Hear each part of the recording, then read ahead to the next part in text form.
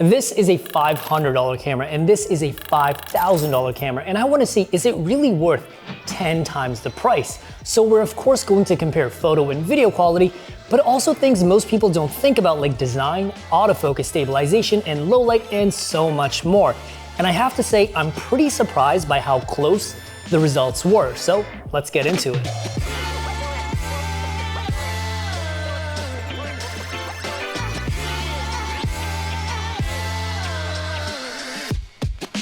All right guys, so we're gonna start off with the Canon M50. This is the $500 camera. It's nice and compact, and I'm gonna try to get some portraits of our model first.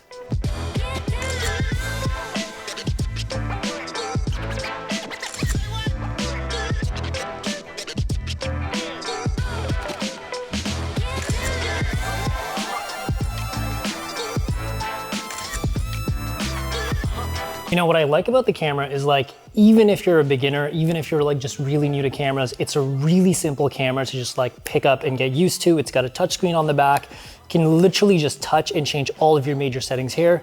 I wish it had a few more buttons and dials, but that's to keep the size down. But overall, like, it's just a pretty nice shooting experience. All right, let's switch over to the R6 and see if the R6 is really 10 times better than the M50.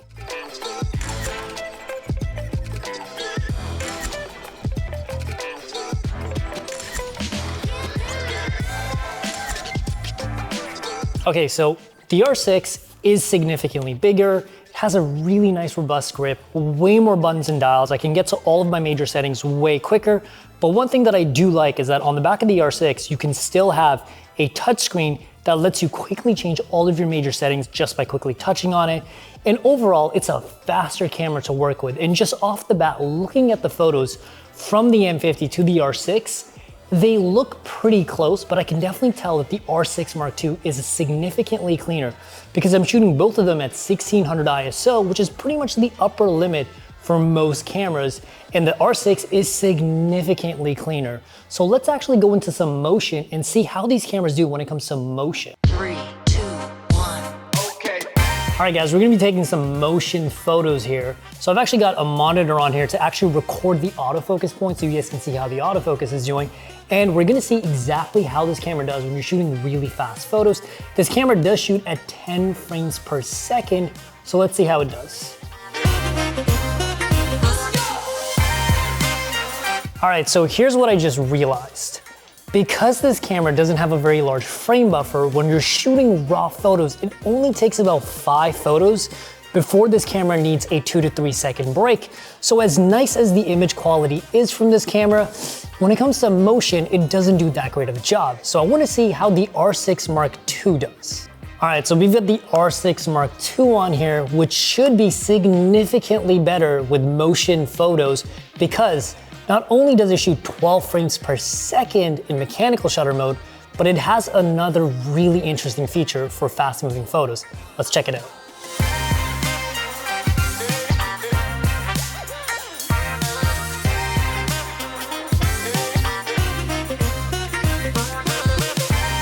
So the R6 Mark II is slightly faster at 12 frames per second instead of 10 frames per second, but it can shoot for significantly longer. This way I can just hold down the shutter button, pray and spray, and I know I'll somehow get my shot in there. And on top of that, it's also much better with autofocus for tracking subjects and faces. And overall, just when it comes to motion photos, the R6 Mark II is doing a better job. But there is one really cool feature in the R6 Mark II, and that is electronic shutter mode. It actually lets me shoot at 40 frames per second. Standard video is only 24 or 30 frames per second, but now I can actually get 40 frames per second. But how long can it shoot for 40 frames per second? Let's check this out.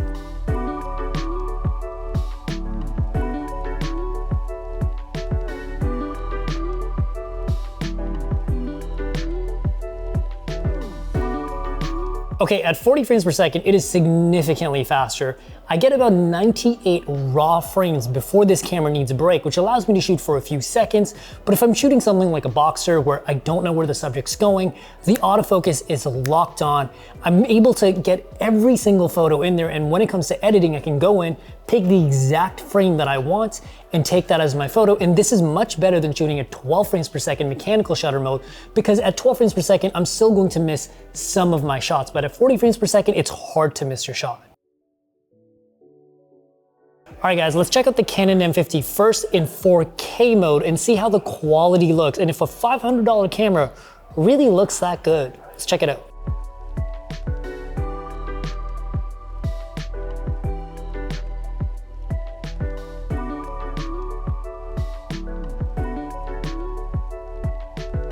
I'm actually pretty impressed with the Canon M50 in 4K mode.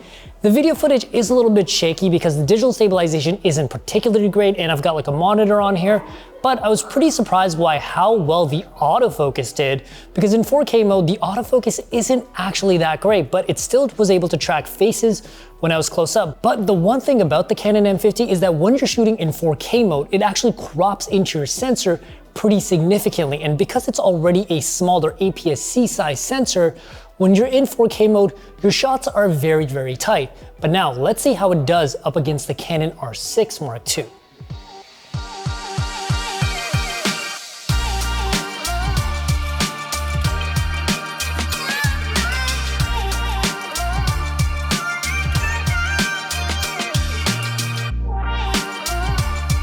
R6 Mark II, just a way better video shooting experience. Because it's a chunkier camera, it's easier to keep the footage stable because the weight kind of keeps your shot stable. On top of that, the IBIS is really good, so the footage itself is way steadier, and because this is a full frame camera, what you actually get is a significantly wider shot that looks way more cinematic compared to the M50, and you can immediately tell that even though the two cameras are both shooting in 4K, the R6 is also downsampled from 6K and actually has 6K detail and 6K clarity. So overall, what ends up happening is you get a way better image, like actually a 10 times better image from the R6 Mark II. But what does it look like if you shoot both cameras in HD?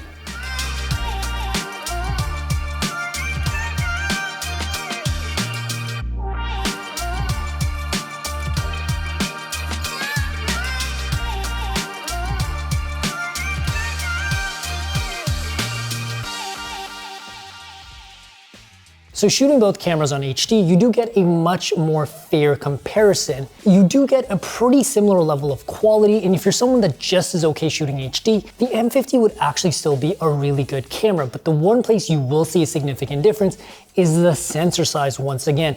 The R6 Mark II is a full frame sensor, so you get a significantly wider field of view, which in my opinion looks much more cinematic. Because the M50 is a crop sensor, you're going to get a tighter frame. But shooting both cameras at 24, you will notice a difference. So video on the two cameras looks pretty close so far, but the Canon R6 Mark II can actually do 4K at 60 frames per second for 2x slow motion and 180 frames per second in full HD. And the M50 does do slow motion as well. In full HD does 60 frames per second and 120 frames per second, but at 720p. So I'm really curious to see how does the slow motion compare between the two cameras.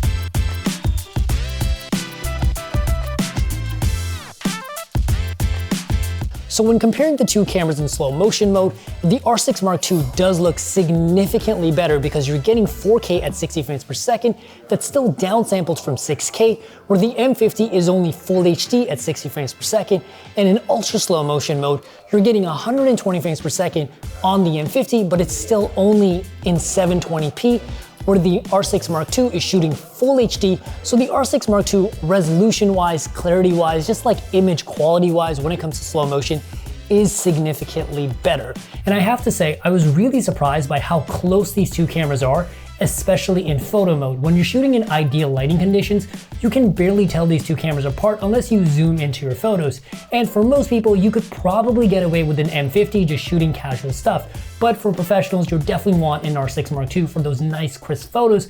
But when it comes to video, the two cameras are light years apart. And I think even if you're just casually shooting, you will notice a difference. So if you want a good video camera, you have to invest in the right camera.